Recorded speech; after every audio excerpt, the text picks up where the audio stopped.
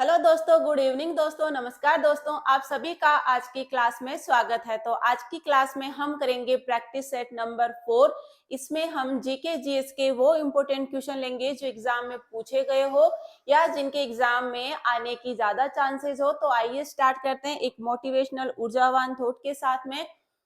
बड़ा लक्ष्य प्राप्त करने के लिए बस एक मजबूत सोच की जरूरत होती है। तो हमें अपने लक्ष्य को प्राप्त करने के लिए एक मजबूत सोच के साथ में आगे बढ़ना है। हमारे लक्ष्य तक हमें एक मजबूत सोच के साथ में आगे बढ़ना है। हमारा जो लक्ष्य है वो है 20 फरवरी जो एग्जाम की डेट है उस तक हमें रोज एक प्रैक्टिस सेट लगाना है।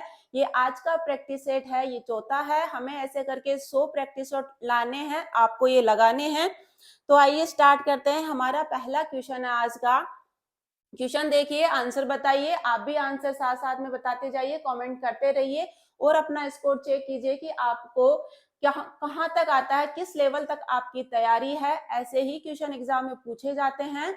तो क्वेश्चन है, रेडियोथेरेपी में प्रयुक्त होने वाली उत्कृष्ट गैस है। तो उत्कृष्ट गैस कौन सी होती है ये भी पता होना चाहिए। तो रेडियोथेरेपी में जो प्रयुक्त होने वाली उत्कृष्ट गैस है इनमें से कौन सी है। तो इसका आंसर क्या होगा?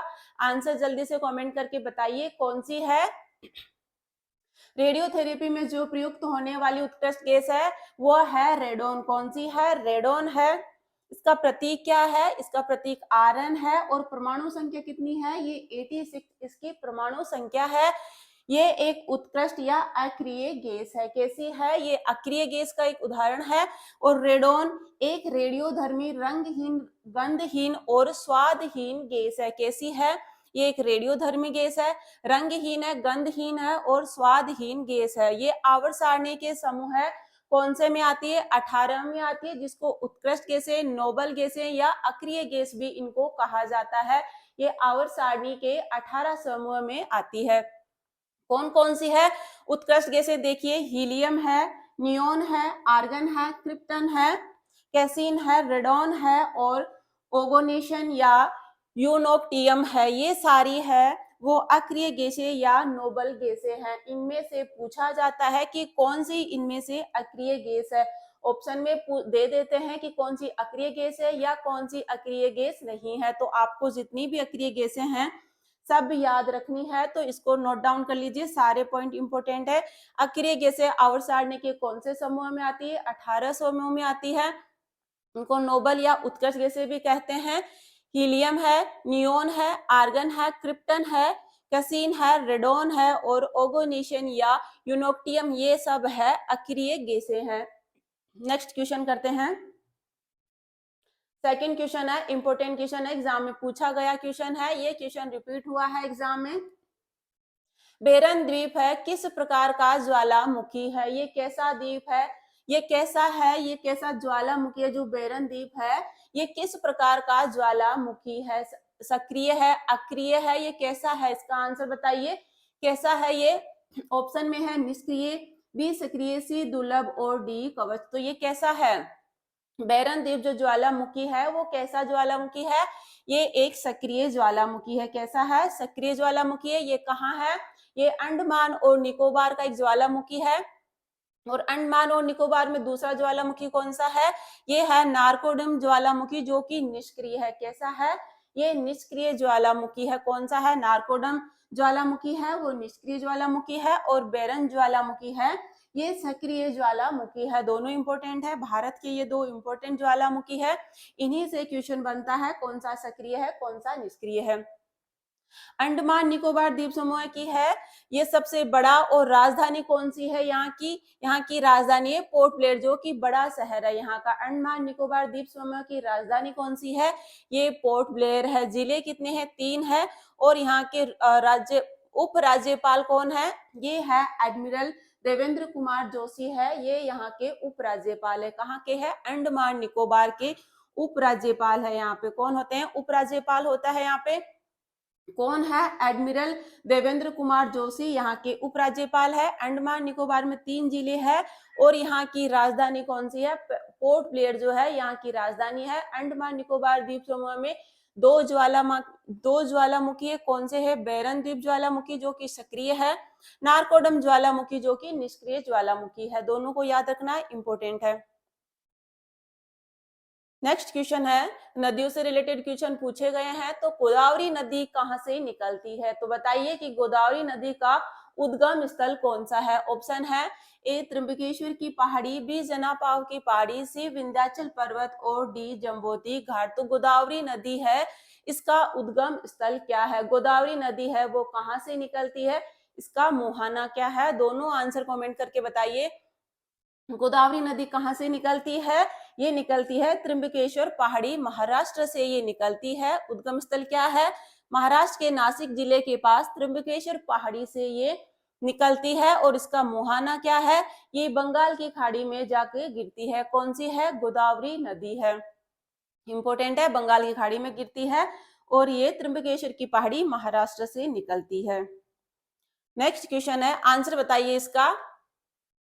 दबाव की एसआई इकाई क्या है? तो इसकी एसआई इकाई क्या है दबाव की? आंसर बताइए। ऑप्शन है ए केल्विन, बी जूल, सी फारेनहाइट और डी पास्कल। तो दबाव की एसआई इकाई क्या है? आंसर क्या होगा? ये है पास्कल। क्या है दबाव की इकाई? एसआई इकाई क्या है? एसआई मात्रक क्या है?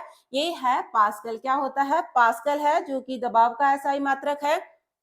तापमान का ऐसा ही मात्रक क्या है? ये केल्विन है। क्या है? केल्विन है। इसको कैसे डिनोट करते हैं?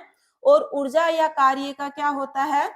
इसका क्या है? ये है जूल। क्या है इसकी एसआई मात्रक? जूल है, ऊर्जा या कार्य का। फारेनहाइट क्या है? ये ताप मापने का एक पैमाना है। नेक्स्ट क्वेश्चन है, इसका आंसर बताइए। भारतीय संविधान की पहले भाग में अनुच्छेद तक शामिल है। तो कौन से अनुच्छेद से कहां तक इसमें शामिल है? भाग 1 में। तो कौन सा है? ए 1 से 4 तक, बी 1 से 10 तक, सी 1 से 12 तक और 1 से 51 तक। तो भाग 1 में कितने अनुच्छेद है? कहां से कहां तक है? इसका आंसर है 1 से 4 अनुच्छेद है वो भाग 1 में शामिल है। कौन कौन से ये अनुच्छेद? पहला अनुच्छेद है, इसमें क्या बताया गया है कि भारत अर्थात इंडिया राज्यों का एक संघ होगा। एग्जाम में पूछा जाता है कि भारत है वो क्या है? तो ये एक राज्यों का संघ होगा। क्या होगा? भारत है वह राज्यों का संघ होगा। इंपॉर्टेंट लाइन है, ये राज्यों का संघ होगा। अनुच्छेद 2 में क्या है? नए राज्यों के प्रवेश या स्थापना से संबंधित है। क्या है? नए राज्यों के प्रवेश से ये संबंधित है। और अनुच्छेद 3 है, इसमें क्या है? संसद विधि द्वारा किसी भी राज्य में से उसका राज्य चित्र अलग करके एक नए राज्य का निर्माण कर सकती है। मतलब संसद जो है एक नए राज्य का निर्माण कर सकती है, ये अनुच्छेद 3 में है। और अनुच्छेद 4 में क्या है? इसमें पहली अनुसूची, इसमें क्या है? पहली अनुसूची में 28 राज्य और 8 केंद्र शासित प्रदेशों के बारे में इसमें है कि संशोधन के लिए ऐसे प्रावधान होंगे जो अनुच्छेद 2 या 3 के अधीन निर्मित विधियों के उपबंधों को प्रभावी करने के लिए आवश्यक है। किसके लिए आवश्यक है? ये पहली अनुसूची, उसके अलावा अनुच्छेद 2 और 3 से जो भी विधियां हैं उनको प्रभावी करने के लिए अनुच्छेद 4 में, जो कि अनुच्छेद 4 है, ये आवश्यक है। तो देख लीजिए, इनको नोट डाउन कर लीजिए। पूछा जा सकता है कि अनुच्छेद 1 में है क्या, किसका वर्णन किया गया है, अनुच्छेद 2 में किसका है और अनुसूची 1 में किसके बारे में लिखा गया है। तो ये सारे इंपोर्टेंट पॉइंट है। और भाग 1 में है कौन से अनुच्छेद है? 1 से 4 तक के अनुच्छेद है वो भाग 1 में शामिल किए गए हैं। नेक्स्ट क्वेश्चन है, इसका आंसर आप बताइए। पड़ोसी देशों के साथ में जो हमारी सीमा रेखाएं हैं उनके नाम बताइए। कौन से देश के साथ में कौन सी सीमा साझा करता है भारत? तो इसका आंसर बताइए। रेड क्लिफ लाइन है भारत और किस देश के बीच में सीमा तय करती है? तो रेड क्लिफ लाइन है वो कौन से देश के बीच में सीमा तय करती है? भारत और कौन से देश के साथ में है ये रेड क्लिफ लाइन? इसका आंसर बताइए। ए चीन, बी पाकिस्तान, सी श्रीलंका और डी है बांग्लादेश। तो किसके साथ में रेड क्लिफ लाइन? इसका आंसर क्या होगा? ये है पाकिस्तान के साथ में। किसके साथ में है? पाकिस्तान के साथ में है। उसको क्या कहते हैं? Red Cliff line. इसके अलावा भारत और चीन के बीच में कौन कौन सी है? ये है मैकमोहन रेखा। किस नाम से जानी जाती है? भारत और चीन के बीच में जो लाइन है इसको मैकमोहन रेखा के नाम से जाना जाता है। भारत और अफगानिस्तान के बीच में जो रेखा है उसको क्या कहा जाता है? उसको डूरंड रेखा के नाम से जाना जाता है। और भारत और श्रीलंका के बीच में ये पाक जल डमरू मध्य के द्वारा अलग हुए हैं। कौन से? भारत और श्रीलंका है, ये पाक जल डमरू मध्य से अलग हुए हैं। और भारत और अफगानिस्तान के बीच में डूरंड रेखा है, भारत और चीन के बीच में मैकमोहन रेखा है, और भारत और पाकिस्तान के बीच में रेड क्लिफ लाइन है। नेक्स्ट क्वेश्चन करते हैं। नेक्स्ट है ऋतु संहार, कुम्हार संभवम तथा रघुवंशम किसकी रचनाएं हैं? तो ये किन की रचनाएं हैं? आंसर जल्दी से बताइए। ऋतु संहार, कुमार संभवम तथा रघुवंशम है वो किसकी रचनाएं हैं? तो इसका आंसर क्या होगा? ये किन के द्वारा लिखी गई है या किन की रचनाएं हैं? ए है वेदव्यास, बी तुलसीदास, सी रविंद्रनाथ टैगोर और डी कालिदास। तो किन की है ये रचनाएं? ये है कालिदास की। किन की है? कालिदास की ये रचनाएं हैं। इसके अलावा देखिए जो है इनकी और कौन कौन सी रचनाएं हैं।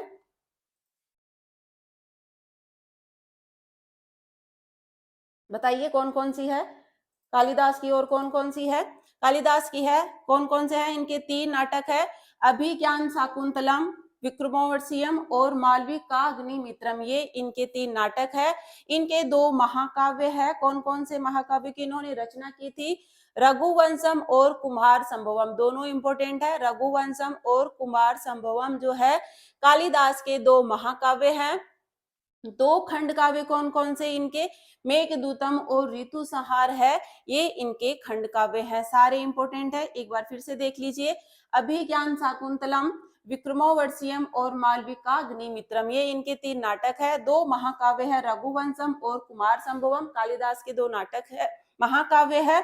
और खंड काव्य है मेघदूतम और ऋतु संहार है, ये इनके खंड काव्य है। सारे इंपोर्टेंट है कालिदास जी के। वेदव्यास जी ने किसकी रचना की थी? महाभारत की रचना की थी। तुलसीदास जी ने किसकी की थी? इन्होंने संस्कृत में रामायण की रचना की थी। नेक्स्ट क्वेश्चन है, इसका आंसर बताइए। निम्नलिखित में से किस देश को नील नदी का उपहार कहा जाता है? तो किसको कहा जाता है नील नदी का उपहार? ऑप्शन है दक्षिणी सूडान, बी मिस्र, सी केनिया और डी तंजानिया। तो मिस्र, कौन से देश को नील नदी का उपहार कहा जाता है? ये मिस्र देश को नील नदी का उपहार कहा जाता है। नील नदी है ये संसार की सबसे लंबी नदी है, 10 देशों से होकर के गुजरती है। और इसका उद्गम स्थल क्या है? ये अफ्रीका की सबसे बड़ी झील कौन सी है? विक्टोरिया झील से निकलती है। और मोहाना क्या है?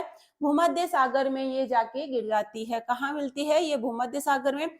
और इसकी 2 सहायक नदियां हैं, ये कौन कौन सी है? व्हाइट नील और ब्लू नील जो है इसकी सहायक नदियां हैं। और ये संसार की सबसे लंबी नदी है, अफ्रीका महाद्वीप में है। और इसका उद्गम स्थल क्या है? विक्टोरिया झील से ये निकलती है और भूमध्य सागर में ये जाके गिर जाती है या मिल जाती है। तो कौन सा देश है जो नील नदी का उपहार कहा जाता है? ये मिस्र को नील नदी का उपहार कहा जाता है। नेक्स्ट क्वेश्चन है, किस देश का राष्ट्रीय चिन्ह कंगारू है? तो इनमें से कौन से देश का राष्ट्रीय चिन्ह कंगारू है, या कंगारू का देश किसे कहा जाता है? आंसर जल्दी से कमेंट कीजिए। कौन सा देश है? आंसर बताइए। राष्ट्रीय चिन्ह कंगारू किसका है? ए थाईलैंड का, बी संयुक्त राज्य अमेरिका, सी ऑस्ट्रेलिया और डी दक्षिणी अफ्रीका। तो किसका है? ये है ऑस्ट्रेलिया का। किसका है राष्ट्रीय चिन्ह कंगारू? ये ऑस्ट्रेलिया का है। इसकी राजधानी क्या है ऑस्ट्रेलिया की? कैनबरा है। और सबसे जो बड़ा शहर है यहाँ का ये सिडनी है। और इसकी मुद्रा क्या है? ये ऑस्ट्रेलियाई जो डॉलर है ये ऑस्ट्रेलिया की मुद्रा है। इसको कंगारुओं की भूमि भी कहा जाता है। और यहाँ पर एक जो प्रवाल भित्ति है वह कौन सी है? ग्रेट बैरियर रीफ, ये एग्जाम में पूछी गई है। ग्रेट बैरियर रीफ है वो दुनिया की सबसे बड़ी प्रवाल भित्ति है या मूंगे की दीवार है। ये कौन से महाद्वीप में या कौन से देश में पाई गई है? तो ये ग्रेट बैरियर रीफ है ये ऑस्ट्रेलिया में है। कहाँ पर है? ऑस्ट्रेलिया में है, जो कि दुनिया की सबसे बड़ी प्रवाल भित्ति है। कैसी है? सबसे बड़ी प्रवाल भित्ति है, ऑस्ट्रेलिया की है। यहाँ का सबसे बड़ा शहर सिडनी है, कंफ्यूज नहीं होना है। राजधानी यहाँ की कैनबरा है और सिडनी जो है सबसे बड़ा शहर है, राजधानी नहीं है, राजधानी यहाँ की कैनबरा है। और यहाँ की मुद्रा क्या है? ऑस्ट्रेलियाई डॉलर जो है ऑस्ट्रेलिया की मुद्रा है। कंगारुओं की भूमि के नाम से ये जाना जाता है, एग्जाम में पूछा गया क्वेश्चन है। कंगारुओं की भूमि है वो किस देश को कहा जाता है? तो ये किसको कहा जाता है? ऑस्ट्रेलिया को कहा जाता है। और सफेद हाथियों की भूमि किसको कहा जाता है? ये थाईलैंड को कहा जाता है। नेक्स्ट क्वेश्चन है, इसका आंसर बताइए। तो इसका आंसर क्या होगा? भारत के, क्वेश्चन देखिए, भारत के राष्ट्रीय गीत वंदे मातरम को सर्वप्रथम कांग्रेस के किस अधिवेशन में गाया गया था? तो कांग्रेस के किस अधिवेशन में जो राष्ट्रीय गीत वंदे मातरम है इसको गाया गया था? तो कहाँ हुआ था ये अधिवेशन? किस वर्ष में हुआ था? किसने इसकी अध्यक्षता की थी? सारे पॉइंट इंपोर्टेंट है, सारा याद करना है। अधिवेशन से रिलेटेड सारे क्वेश्चन पूछे जाते हैं। जितने भी अधिवेशन हुए हैं उनके अध्यक्ष, उनके सन और कहां पर ये अधिवेशन हुए हैं, सारे पॉइंट याद करने हैं। तो वंदे मातरम है वो किस अधिवेशन में गाया गया था? ये गाया गया था 1896 में। कब? 1896 में ये गाया गया था। और ये कहाँ हुआ था? ये कलकत्ता में हुआ था। कहाँ हुआ था ये अधिवेशन? कलकत्ता में हुआ था। अध्यक्षता है इसकी किसने की थी? रहमतुल्ला एम शानी ने इसकी अध्यक्षता की थी। और लेखक कौन है वंदे मातरम के? ये है बंकिम चंद्र चटर्जी के द्वारा जो हमारा राष्ट्रीय गीत वंदे मातरम है उसको लिखा गया है। कौन है? बंकिम चंद्र चटर्जी है। कलकत्ता अधिवेशन में राष्ट्रीय गीत जो है वंदे मातरम को गाया गया था। इंपोर्टेंट है ये सारा, लिख लीजिए, इसको नोट डाउन कर लीजिए या स्क्रीनशॉट ले लीजिए। अधिवेशन से रिलेटेड क्वेश्चन पूछे जाते एग्जाम में, सारे एक बार देख लीजिए। हम रोज एक क्वेश्चन आपके सामने लाएंगे तो आपको सारे अधिवेशन याद होने चाहिए जिससे कि आप आंसर दे सको। दोस्तों अपना स्कोर चेक करते जाओ, लास्ट में कमेंट करके बताना कि आपने कितने क्वेश्चन सही किए हैं। ये सीरीज है, हम एग्जाम तक आपको रोज देंगे। नेक्स्ट क्वेश्चन है, किस ग्रह को अर्थ ट्विंस के नाम से जाना जाता है? तो अर्थ ट्विंस के नाम से कौन से ग्रह को जाना जाता है? या पृथ्वी की बहन है वो किसको कहा जाता है? तो इसका आंसर क्या होगा? ऑप्शन दे रखा है, ए बुध ग्रह, बी शुक्र ग्रह, सी मंगल ग्रह और डी बृहस्पति ग्रह। तो अर्थ ट्विन है वह कौन सा ग्रह है? पृथ्वी की बहन है वो किसको कहा जाता है? ये शुक्र ग्रह को कहा जाता है। क्या कहा जाता है? अर्थ ट्विन जो है शुक्र को कहा जाता है। पृथ्वी और शुक्र को जुड़वा ग्रह कहा जाता है। क्या कहा जाता है? जुड़वा ग्रह कहा जाता है। एग्जाम में पूछा गया क्वेश्चन है। क्यों कहा जाता है? क्योंकि ये शुक्र जो है आकार एवं आकृति जो लगभग है वो पृथ्वी के समान ही है। इसकी शुक्र ग्रह की जो आकार एवं आकृति है वो पृथ्वी के समान ही है। और ये सौर मंडल का सबसे चमकीला ग्रह है, इसको हम आंखों से देख सकते हैं। सूर्य से दूरी के अनुसार जो है ग्रह देख लीजिए कि सबसे पास में सूर्य के कौन है और सबसे दूर कौन सा ग्रह है। तो सबसे पास में है ये बुध है, उसके बाद में शुक्र है, उसके बाद में पृथ्वी, उसके बाद में मंगल, बृहस्पति, शनि, यूरेनस तथा नेपच्यून। ये इनकी सूर्य से दूरी के अनुसार क्रम है, याद रखना है, एग्जाम में पूछा जाता है क्रम भी। तो सबसे पास में कौन है सूर्य के? ये बुध है। और सबसे दूर कौन है? नेपच्यून है। और सबसे बड़ा ग्रह कौन सा है? ये बृहस्पति है। और सबसे ज्यादा उपग्रह किसके हैं? ये भी बृहस्पति के हैं। कितने हैं? 92 है। सारे पॉइंट इंपोर्टेंट है, नोट डाउन कर लीजिए।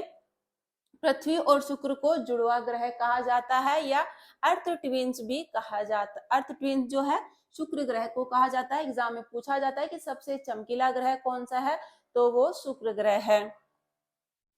नेक्स्ट क्वेश्चन की ओर चलते हैं। इंपोर्टेंट क्वेश्चन है, 22 भाषाओं का उल्लेख किस अनुसूची में किया गया है? जल्दी से आंसर कमेंट कीजिए। कौन सी अनुसूची में 22 भाषाओं का उल्लेख किया गया है?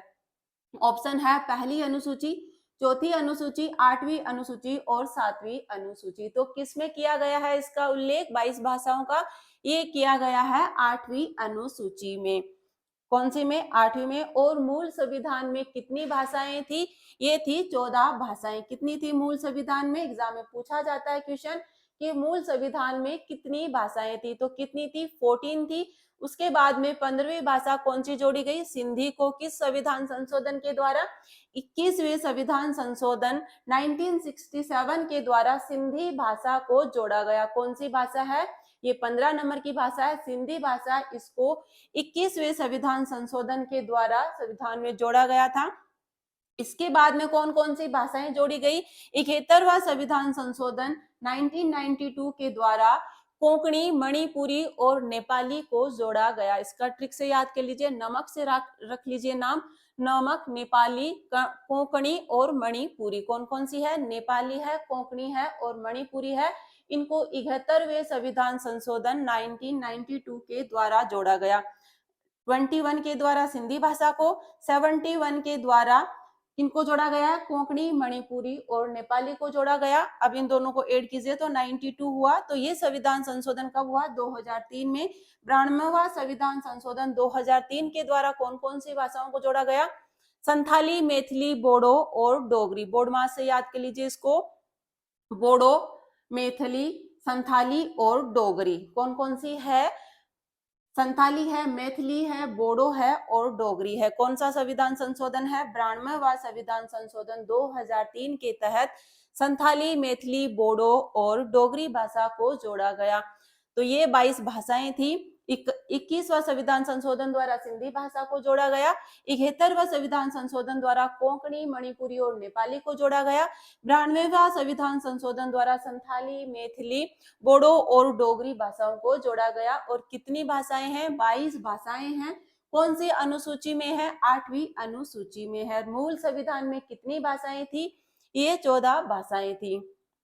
इंपॉर्टेंट क्वेश्चन है, ये क्वेश्चन पूछे गए हैं एग्जाम में। ये इनमें से कोई सा भी पूछा जा सकता है कि सिंधी भाषा को किस संविधान संशोधन के द्वारा जोड़ा गया, ये 21वें संविधान संशोधन के द्वारा जोड़ा गया था। इनमें से एक एक करके भी पूछ सकते हैं, नेपाली को किस संविधान संशोधन द्वारा जोड़ा गया, तो ये 71वां संविधान संशोधन द्वारा जोड़ा गया। या 92वां संविधान संशोधन द्वारा कौन कौन सी भाषाओं को जोड़ा गया, ऐसे भी क्वेश्चन पूछे गए हैं।